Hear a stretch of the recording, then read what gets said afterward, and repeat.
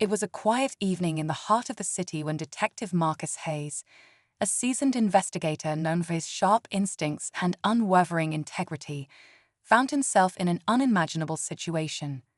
Dressed casually after wrapping up a long day of undercover work, Marcus stopped for a late-night coffee.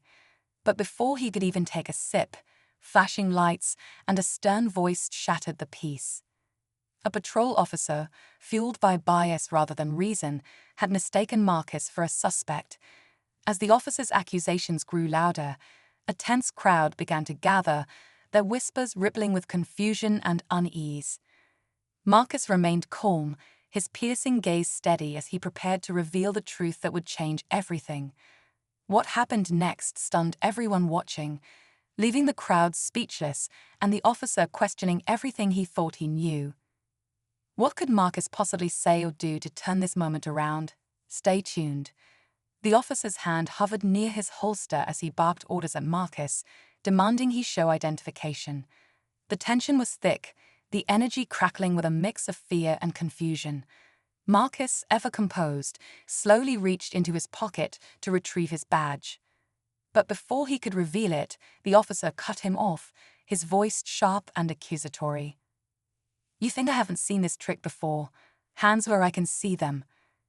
The crowd began murmuring, some recording the encounter on their phones, while others debated what they were witnessing.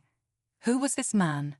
Was he really a suspect, or was there more to this story? Marcus remained calm, his voice steady but firm. "Officer, you're making a mistake," he said, his words carrying weight.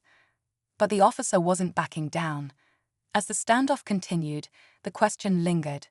What would it take for the truth to come out? The crowd grew larger, their curiosity turning into unease as they watched the heated exchange unfold. Among them was an elderly woman who recognized Marcus from a community event where he had once spoken about trust and accountability in law enforcement. She hesitated, unsure if stepping forward would help or make things worse. Meanwhile, the officer doubled down, calling for backup. His radio crackled as he described Marcus as a potentially dangerous individual, heightening the tension. The words stung, but Marcus didn't flinch. He studied the officer carefully, noticing the nervous grip on his flashlight and the rigid posture of someone fueled by fear rather than facts. "Listen to me," Marcus said, his voice calm but commanding. "Take a moment to think before this goes any further." But the officer wasn't ready to listen. The backup arrived, 2 more officers stepping out of their squad car, their hands already on their utility belts. The situation had escalated, and now all eyes were on Marcus. Yet Marcus knew something they didn't, something that could flip this entire encounter on its head. The truth was inching closer, but the question remained. Would anyone listen before it was too late? The tension was suffocating as the 2 new officers approached. Marcus stood still, his hands visible, but his mind raced. The crowd's murmurs turned into frustrated pleas. "Check his ID," someone shouted. "He's not who you think," yelled another. Yet, the officers ignored the voices, their focus locked on Marcus. One officer reached for Marcus' arm, intent on cuffing him. That was when Marcus spoke louder, his voice cutting through the chaos like a knife. "Enough. Look at my badge." His words carried a weight that made everyone pause, even if just for a moment. Slowly, he reached into his pocket, ignoring the barked threats from the first officer. The elderly woman in the crowd finally stepped forward. "He's Detective Hayes," she called out, her voice trembling but resolute. A few others chimed in, echoing her words. But before anyone could verify his identity, the first officer snapped. "I don't care what they say." His frustration was palpable, his authority on shaky ground. Marcus's fingers gripped the edge of his badge, ready to reveal it, but the air was thick with uncertainty. Would the truth come out, or would things spiral even further out of control? Just as Marcus began to pull out his badge, one of the backup officers froze, his eyes narrowing as he looked closer. "Wait," he muttered under his breath, stepping toward Marcus with hesitation. "I've seen him before." But before he could finish, the first officer cut him off. No, we're not playing games here. This ends now. His voice cracked under the weight of his own determination, or perhaps his own doubts. Suddenly, a voice crackled through the radio, sharp, urgent. Dispatch to all units. Detective Marcus Hayes is undercover in the area. Do not engage. The words hung in the air like a lightning strike. The backup officers exchanged glances, their hands dropping away from their gear, while the crowd erupted in disbelief. Marcus didn't move.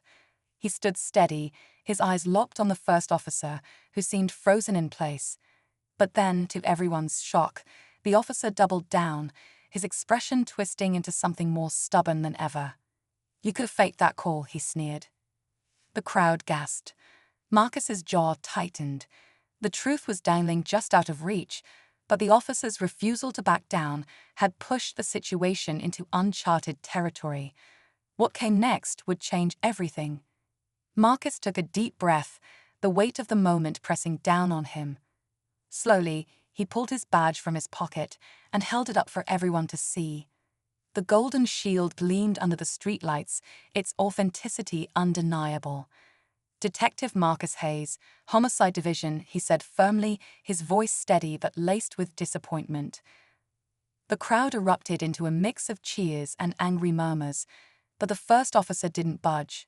His face was a storm of disbelief and stubborn pride, refusing to acknowledge the truth staring him in the face. Marcus could see it, the fear of being wrong, the fear of losing control. Before the officer could speak, the backup officer stepped forward. "He's telling the truth. I worked a case with him last year." His words left no room for argument. The first officer's grip on his authority slipped, his posture faltering. But just as the tension seemed to ease, Marcus did something no one expected. He took a step closer to the officer and said, "You were quick to judge me tonight, but I know why." The officer's eyes widened, and the crowd leaned in, hanging on every word. "Years ago, I was like you," Marcus continued, his voice softer now. "I thought I had everyone figured out before I even knew their story, until one mistake almost cost someone their life and my career." The officer's expression shifted, the weight of Marcus's words hitting him like a tidal wave. The silence was deafening as Marcus added, "It's not too late to change, but it starts with taking responsibility." The officer's hand dropped from his belt, his gaze falling to the ground. The crowd watched in stunned silence as Marcus turned to leave, his calm composure a stark contrast to the chaos that had unfolded. As Marcus walked away, the elderly woman who had stepped forward earlier called out, "Thank you, detective." The crowd parted to let him through, their murmurs filled with admiration and reflection. But just as he disappeared into the night, Marcus glanced back, catching the first officer staring after him, his face a mix of regret and realization. The story wasn't just about what had happened tonight. It was about what could change moving forward. As the crowd began to disperse, a quiet sense of reflection settled over everyone who had witnessed the encounter. The elderly woman watched Marcus fade into the shadows, her heart heavy but hopeful. People murmured about what they'd just seen, a moment that had started with division but ended with a powerful lesson about humility and change. The first officer stood frozen, the weight of his actions sinking in. He turned to the backup officer, who simply shook his head and walked away. For the first time that night, the officer looked vulnerable, as though he was finally beginning to grasp the consequences of his assumptions. Marcus, meanwhile, returned to his car, exhaustion setting in. He glanced at the badge in his hand, a symbol of both responsibility and the challenges he faced daily.